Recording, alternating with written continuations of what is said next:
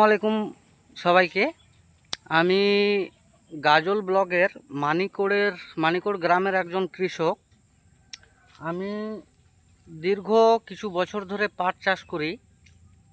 তো পাট চাষ করার মধ্যেখানে আমার এক বন্ধু বললে হবে না, এখন কোম্পানি যে রাজা সিডস কোম্পানিতে কাজ করে, সে বন্ধু এসেছিল এবং একটা মিটিং করেছিল আমাদের গ্রামে।